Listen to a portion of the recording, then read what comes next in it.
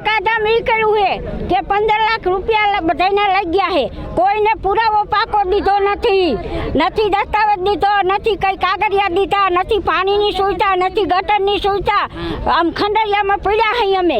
તો અમારે આ કંઈક તો કંઈક કરવું ને, 2.5 વર્ષથી દોડી કા અમને કોઈ પુરાવો ન મળતો। અહીંયા આગળ માનસધામ 1, માનસધામ 2, ગોકુલધામ અને ત્રિલોકધામ સોસાયટીના લોકો છે। અમારી માંગણી મુખ્ય એ છે કે અમારી સાથે જે દસ્તાવેજ ખોટા કર્યા છે એ દસ્તાવેજ એમને સાચા બનાવી આપવામાં આવે।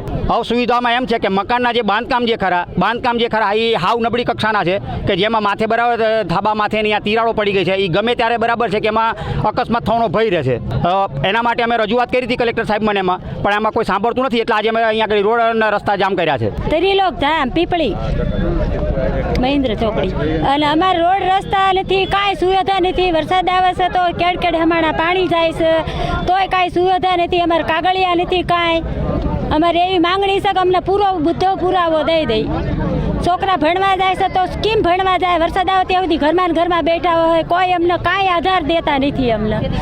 અમારા કાગળિયા બાગળિયા અમારો આનો કંઈક પુરાવો તો હોવો જોઈએ ને। મેં લોન લીધી 15 લાખની, અમે હપ્તા ભરવી છીએ, છોકરા એક દી ઘરે રહેતા નથી ને હપ્તા ભરે તો અમારે એના માંગણી અમે એમ કહેવી છે કે અમને કાગળિયા પૂરા દઈ દે બધા, અને અમારું પીપળીમાં નામ ચડી જાય આખી 4 સોસાયટીનું।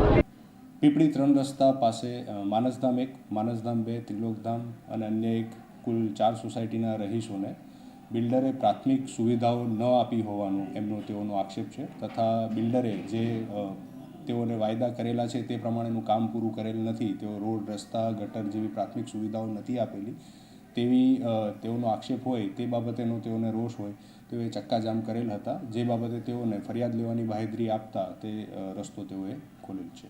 અગાઉ આપણે એક ફરિયાદ લીધેલી હતી, હવે તેઓની રજૂઆત એમ છે કે જેટલી પણ સોસાયટી છે તે સોસાયટી દીઠ એક ફરિયાદ બિલ્ડર વિરુદ્ધ નોંધવામાં આવે અને તેની ધરપકડ કરવામાં આવે।